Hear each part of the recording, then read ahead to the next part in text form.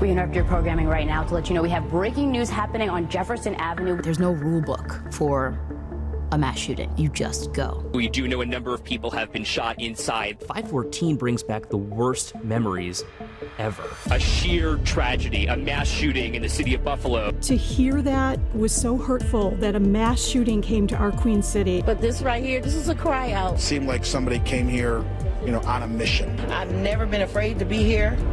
I am now. When I realized this person was out to kill people who look like me, that was the moment where it really started to hurt. We are learning information as you are. My husband was in that grocery store an hour before the shooting. I do want to tell you that we've just been informed that it is now 10 victims. A horrific number, even made worse. And I break down crying. I'm sitting there trying to do my job. And you certainly feel the sheer magnitude of what happened inside this grocery store. Screaming, sobbing. It was the most emotional, gut-wrenching scene I'd ever seen. So this is painful. This does hurt. The nightmare is living out feet away from me. I heard screams that'll always stick with me. Pray for every person in this community. It's different when it happens to your neighborhood. A white supremacist came from outside of Buffalo to kill as many black people as he did, and you are now a witness to the aftermath.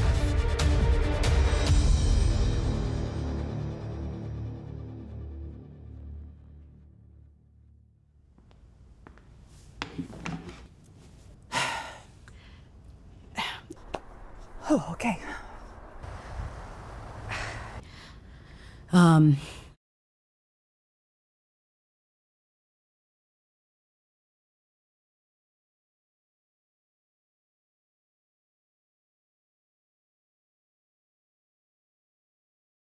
When I think about May 14th, 2022, I first think about how beautiful of a day it was.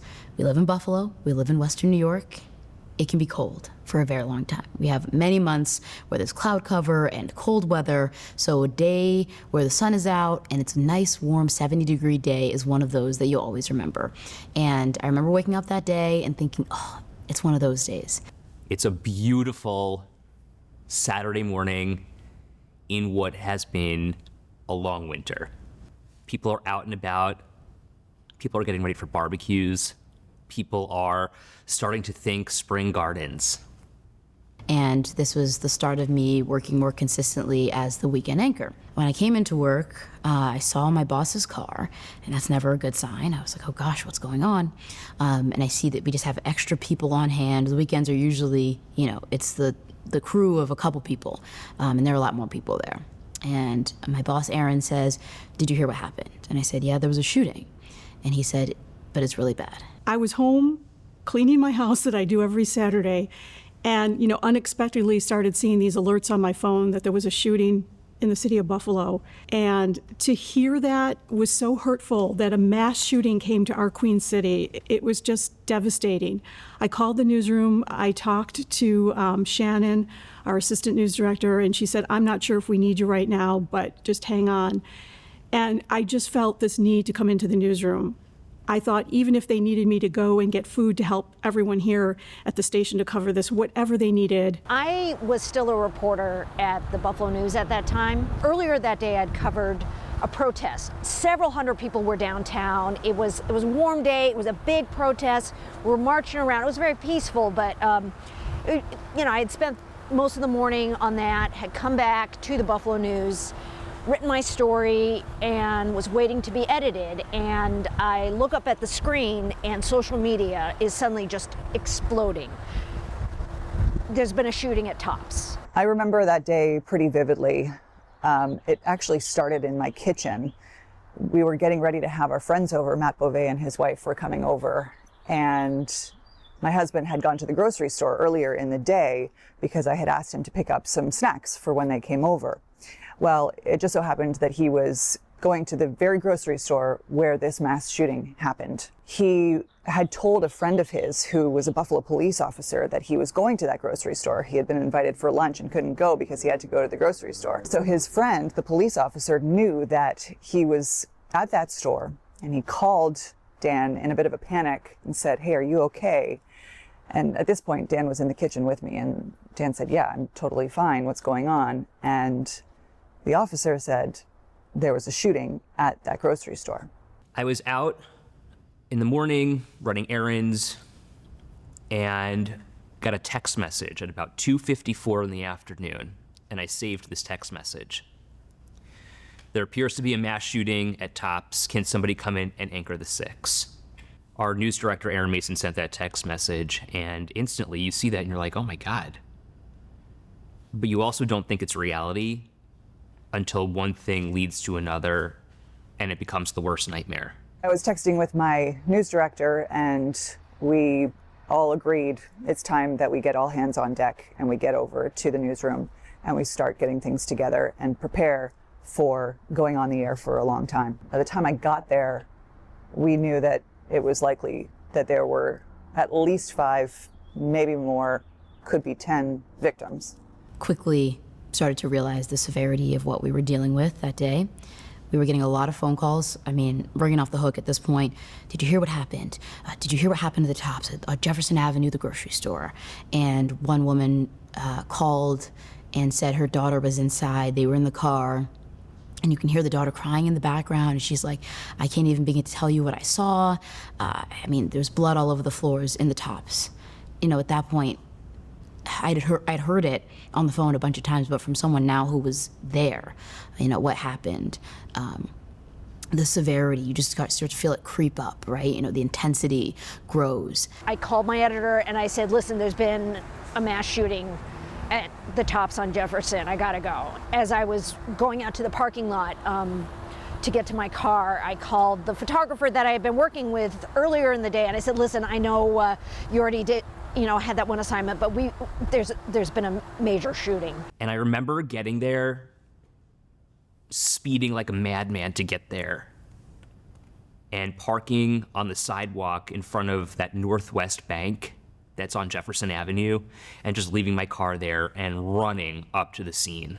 At that point, there had already been a large police presence. Yellow tape is cordoning off places around Tops. The street was all cordoned off. You see those flashing lights. You know something serious happened. You know, and I was coming up Jefferson Avenue, and Jefferson's, it's on a bit of a hill, so you didn't see much at first, but then I was coming down the hill, and then you just saw just this sea of emergency vehicles and sirens and lights and tape, and people were just congregating. They were moving toward it, and you just knew this was going to be a major event. Something really terrible had happened, and lots of people are impacted. And I you know, we've all heard about mass shootings. We've all heard about these terrible things happening. You just knew this was going to be really big and really, really terrible.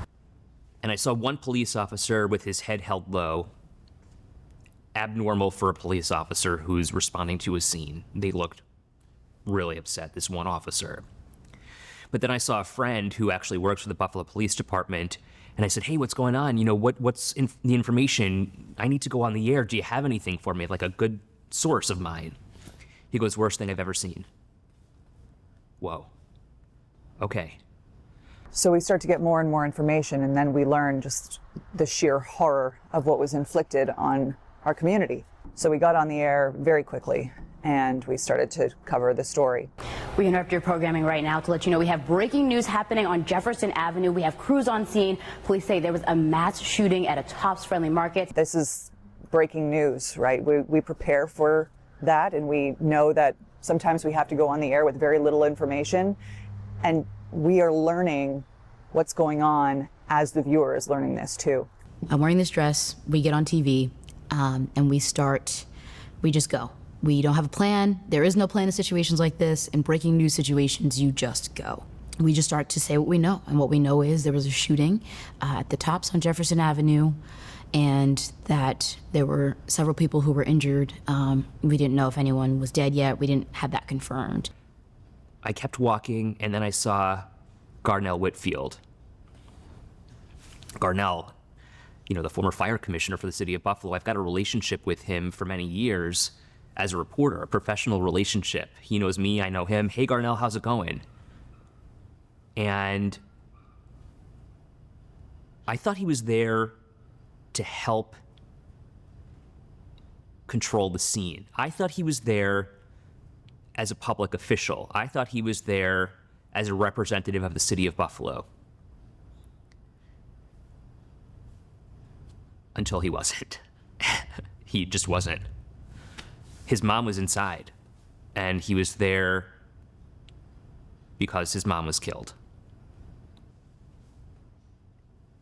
And that's when you realize the toll that this has taken. Yeah, and then around me were people who were looking for their loved ones. They didn't know. There was a lot of panic. There were just people also just looking to see, what was happening. People were trying to understand. There's SWAT trucks and police cars and tons of police officers there. You could see in the parking lot that there was some white sheets over. You didn't, and you knew what that meant. That there were people whose lives were taken, and it was very scary. At this point, it's a mix between everything rushing forward and time standing still. It is painful, but it's almost a numbing pain, right? Because you don't know exactly what the pain is yet. You don't know who the people are, what the circumstances are. And with each piece of information that you learn, it just gets worse. Colleague Ed, my friend Ed, is on the scene. He's out there, and it's his day off, and he's out there with a backpack on and out there with our photographer, Jay. And, I just tell him to show me around, show me what he sees. And I'm looking around, there's a maze of yellow crime scene tape, police everywhere, people in hysterics. But I remember at one point, Taylor asked me to take a look around and tell her what I see.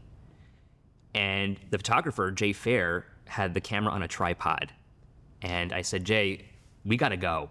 And I told people on the air, this is gonna be a little bit messy, but just follow me. So he takes the camera off the tripod and we just start walking around. So this is going to be a little bit of a rough camera shot here, but Jay, maybe we can just pick up and walk over here. And Taylor, bear with me here for just a second because I want to make sure that you can actually see the number of people who are here. But I have my backpack with me. It's got all of my gear in it. And I don't even think it was zippered, but I throw it on my back and we just start walking. We start talking to people. We start interviewing eyewitnesses. And I remember one woman that I spoke to saw the live stream of the shooting. And all of a sudden, in real time, we started getting bits and pieces of information. This was a hate crime. This was rooted in racism.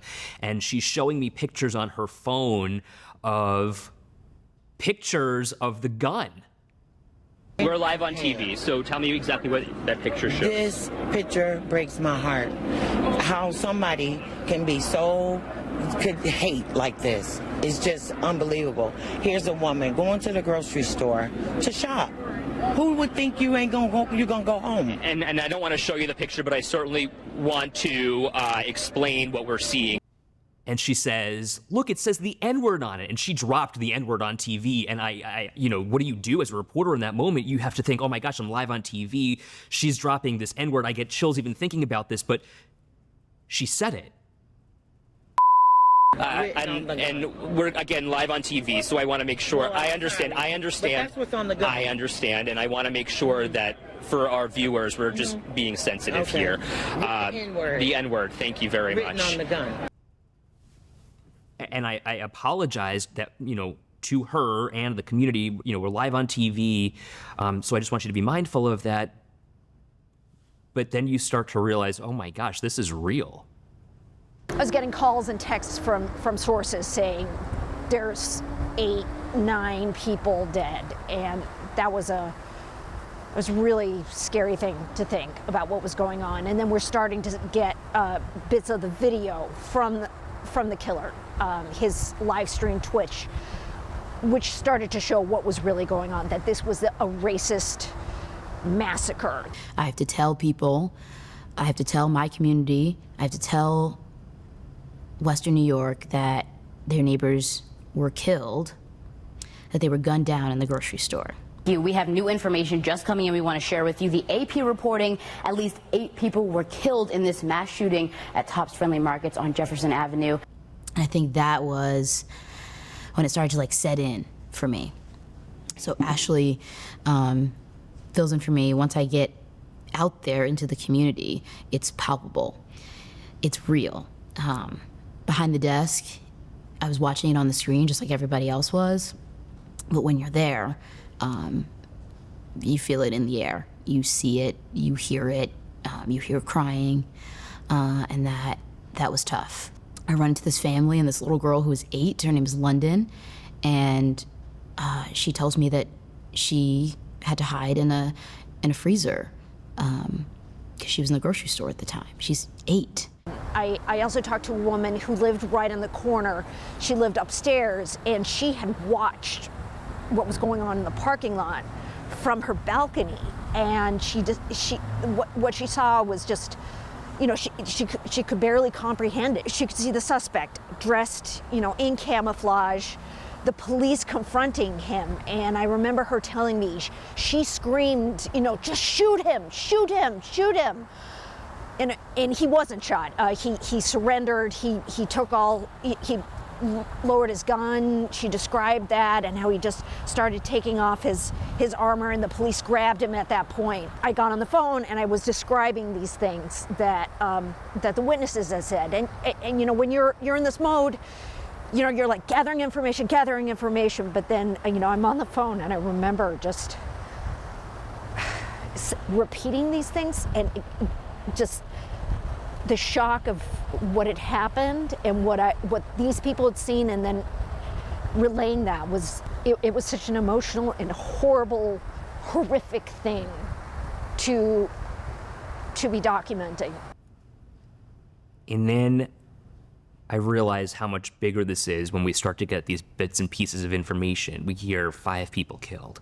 We hear 8 people killed. And then there was a press conference at some point where you hear 10 people killed. And this was a hate crime. A white supremacist who has engaged in an act of terrorism and will be prosecuted as such. It strikes us in our very hearts to know that there's such evil that lurks out there. And at this point during the press conference, I stop my role as a journalist and I start being a human being, a Buffalonian, a Western New Yorker, a black woman in Buffalo, hearing the news, sitting there as they confirm a couple of hours after that this is a hate crime. When I'm sitting there listening to Darius Pridgeon say out loud that what happened at the Tops, like a mile and a half from where I lived at the time, he says what happened there was hate-based, was a racist attack. And I break down crying. I'm sitting there, you know, trying to do my job and update as much as possible and be on my phone and send alerts to everyone that needs to know what's going on. And that was the moment where it really started to hurt. It started to pain me personally that this could happen. We deal with a lot of horrible stuff. We see a lot of horrible stuff, but this one felt incredibly personal. When I realized this person was out to kill people who look like me. The governor announces that there is a family reunification center at the Stanley Mikowski School just up the street on Jefferson. And I say, hey, how about I go there? Where can I help? Where can I be the most helpful? What if I go there? And I didn't know what I was gonna get there or what the situation would be. But once I got there, I heard screams that'll always stick with me. This is where people are finding out that their loved ones were gunned down. This is where people are finding out that they'll never see their mother again. Or people are finding out that their uncle was taken away, their friend, their neighbor, someone that they knew and loved that they would never get to see again. I sent a text to the woman who had been looking for her sister, and I said, did you ever hear? And it's, you know, she said, my sister is dead. And it's, like, how do you process that?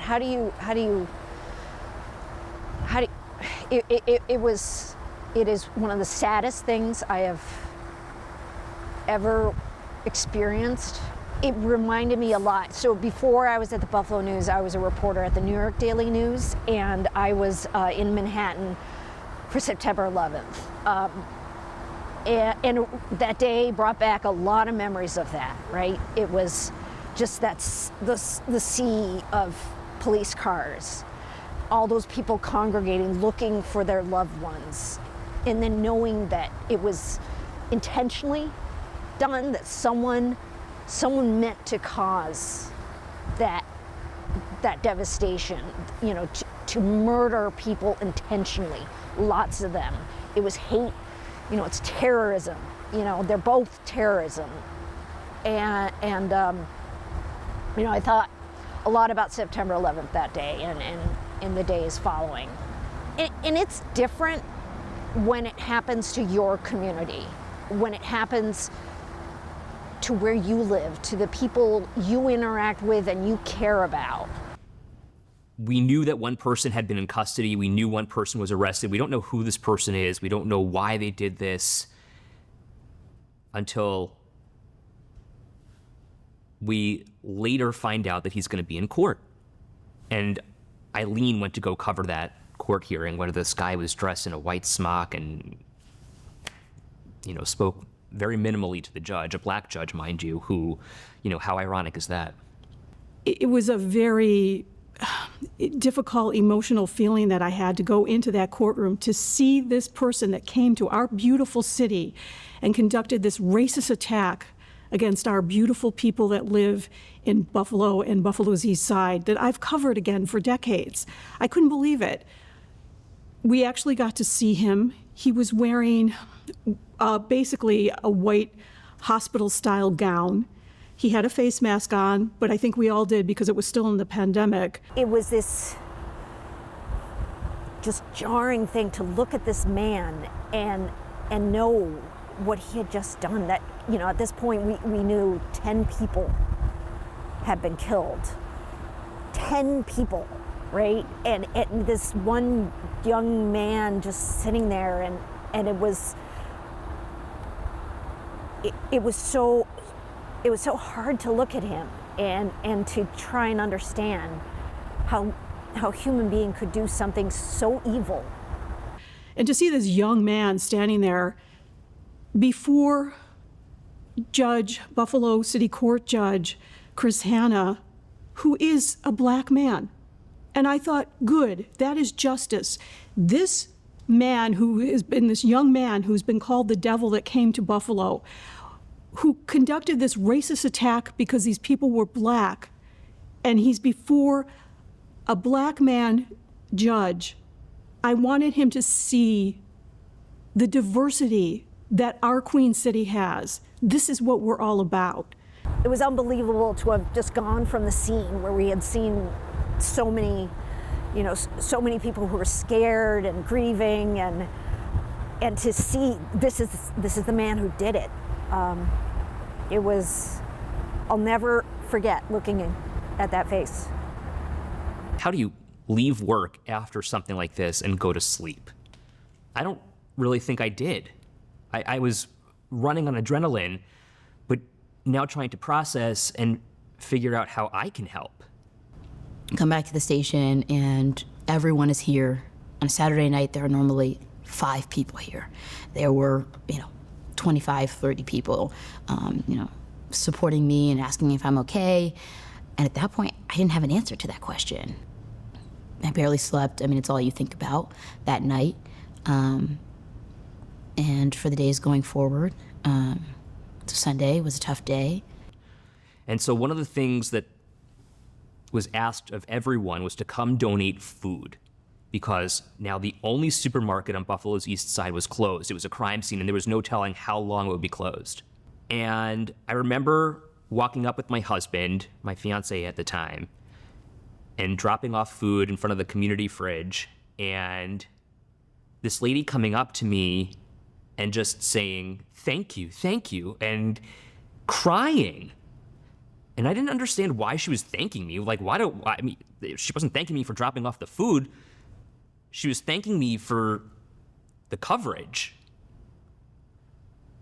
And okay, Ed, hold it together. Don't cry.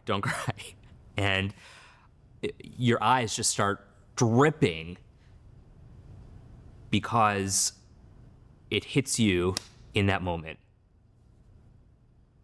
10 people are dead. A white supremacist came from outside of Buffalo to kill as many black people as he did, and you are now a witness to the aftermath. How do you process that in the moment, and how do you move on from that? I still can't. And if I can't, how about the families who are impacted here? The next morning, we were doing a special morning show. Katie Morris was hosting, so they asked me to be the field reporter that morning and to front my story on being in court with him. When I got down there, it was, just a line of media across from Tops, national, local. The governor was there, the mayor was there, all kinds of local leadership, all kinds of community members. So it kind of started out on that level. I know I interviewed Mayor Brown during that time, and he was just so devastated and upset from what he saw. I mean, he was right on the scene right after it happened. And you can imagine how he must have felt for his city, for the people of this community. And it was pretty amazing to talk to him at that point. And once that shut down, I think an amazing thing kind of happened. There were a lot of different religious denominations that came together, and they held kind of a prayer circle. And we were a part of that as reporters around it. And they just came together and prayed together as a community. And it was all kinds of people from all different backgrounds that just felt the need and felt compelled to be at that scene. It was incredible to watch that happen. It was truly our community just coming together. And that's really what you saw unfold. And then in the immediate days that followed, that was really what the story became about, was the victims and honoring them and making sure that we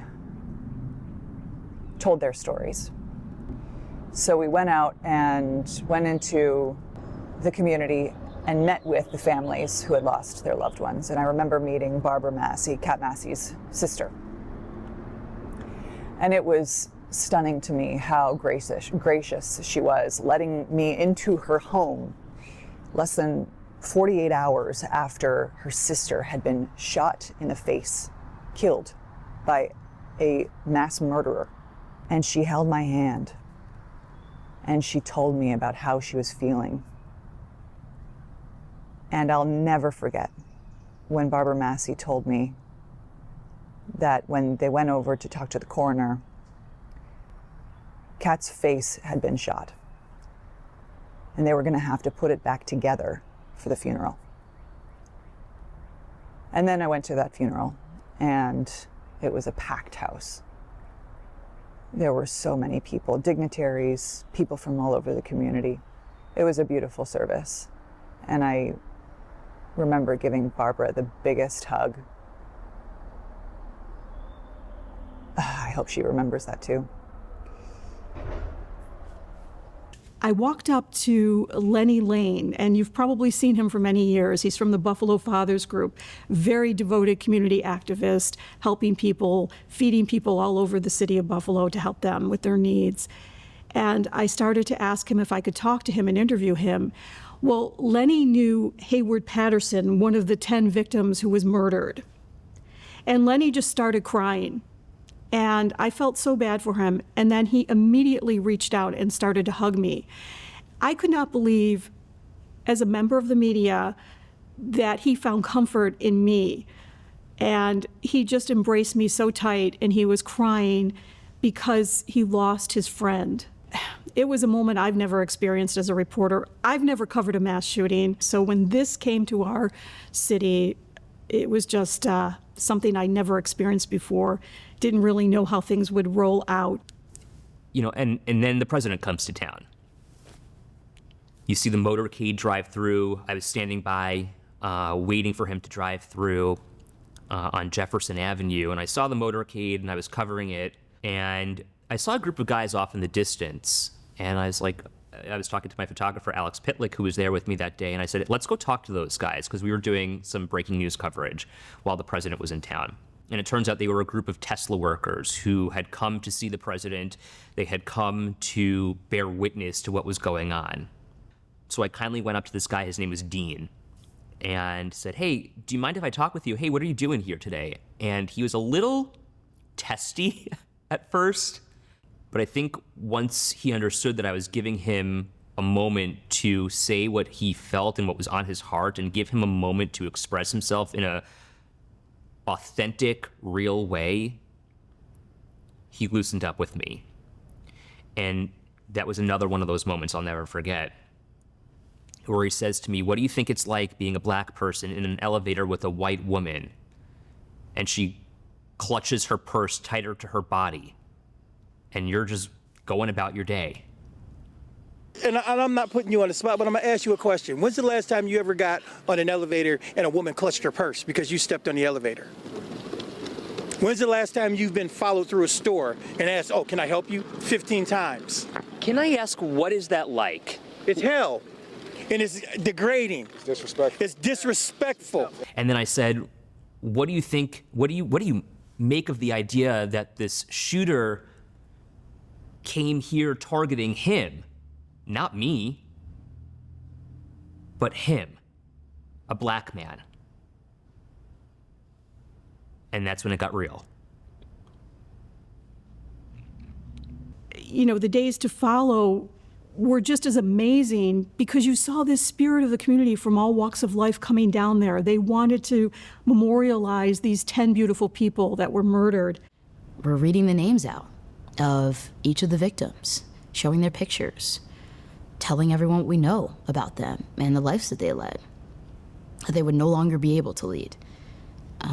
It's now a legacy. And then the story kind of became about the major disparities that were exposed by this shooting in Buffalo's East Side, east of Main Street. How so many communities east of Main Street had been left behind, had been ignored, had been not properly taken care of for far too long. And it was a wake-up call for a lot of politicians, for a lot of business leaders, for everyone really in Buffalo. And perhaps that's one of the bright lights that has come from this shooting, is that there has been pressure, both political pressure, business pressure, community pressure, on making sure that that part of the city is treated fairly and no longer is a food desert, lacks fresh vegetables. I mean, what is that? How is it that we can allow that to happen?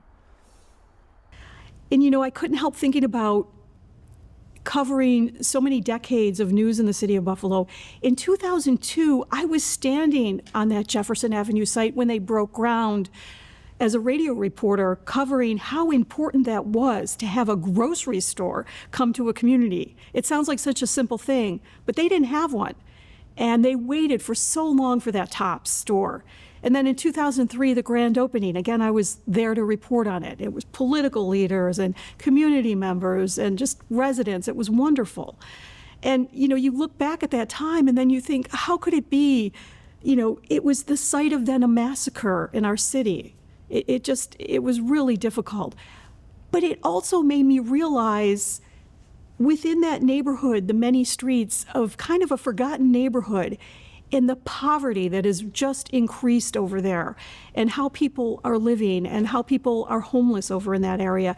And every day that we went over to do a different story, you would just see these beautiful people walking around, devastated by what happened, but they would smile at us.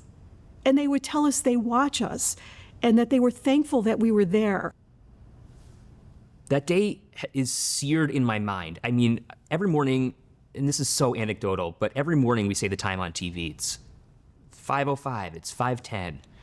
But every morning, it never fails. We come back and it's always 5:14. It's like saying it's 9/11. And, you know, 514 is synonymous with what some are calling the Black 9/11. It was horrible. But every time I say, it's 514, good morning, what's always in the back of my mind is that 514 is a date that I will never forget. Like 514 brings back memories of a mass shooting. 514 brings back memories of 10 people laying lifeless on the ground, some people in the store, some people hurt. 514 brings back the worst memories ever. The Tops shooting is by far the worst news story I've ever covered. It impacted me deeply personally. It impacted the community on so many levels. But I'm really proud of the way that WKBW covered that story and continues to cover the story. We made it a priority to not focus on the shooter, but rather to focus on the victims. This was within 48 hours of the shooting, when so much was unknown about what happened and why. We parked that. We knew that we were going to get those answers later, but we wanted to focus on the victims. We really wanted to honor them. I'm so grateful to all of the people in the community, the folks that spent days and days and days outside of Tops trying to memorialize the victims and what happened, and to all the family members of the victims that I got to speak with. So grateful to all of them for letting us tell their stories and for being a part of the healing process. So when you're covering these events, you never want it to be about you. And I had that in the back of my mind. Fact said, straight facts, empathy, be kind, but be yourself. And I remember hugging this woman who had orange hair, as silly as it sounds, but she just said, thank you. And I felt like in that moment, I was feeling what the community was feeling. I was feeling the impact of a white supremacist as a white man, as somebody who doesn't know the struggles, who doesn't have to deal with the inherent racism. But in that moment, I was a conduit. I was the vehicle to move or help move this community forward. And I am forever grateful that the community trusted me in that moment, in that day. Because that trust, it goes such a long way. I'm forever grateful. Because it was the worst day.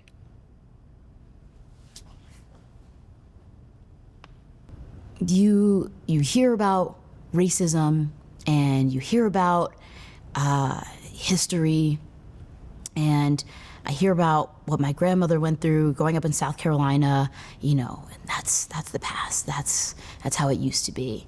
I grew up in New Jersey, and we talk about that's the past. That's how it used to be. I moved to Buffalo. We live here. Those things don't happen here. And then they did. And the gravity of that was and is really, really heavy. Being Black is one of the things I love most. And being Black got my neighbors killed. That's not how it should be. That's not how it should be. So then we have to keep going. We don't just stop. We have to keep going. I mean, Jefferson Avenue, and that week, the president comes and everyone's there. There were more people on Jefferson Avenue in 2022 in May than ever. And people are laying flowers and balloons and sharing memories, and you just run into people who say, "Hey, that was my aunt, that was my uncle, that was my fellow church member," and you just give them a hug. You don't know what else to do. try to comfort people. There is no comfort in a time like this. And you just keep going and you keep telling the stories. And that's what we did. And that's what we continue to do. That's what our job is. And that job can be difficult. And that job can lead you to days like May 14th. I'll never be the same. I'll forever carry the memories of our neighbors that we lost that day with me in everything I do, whether I'm working or not. There will always be a little bit of hurt, but there will always be a lot more hope. And that's all we can give going forward.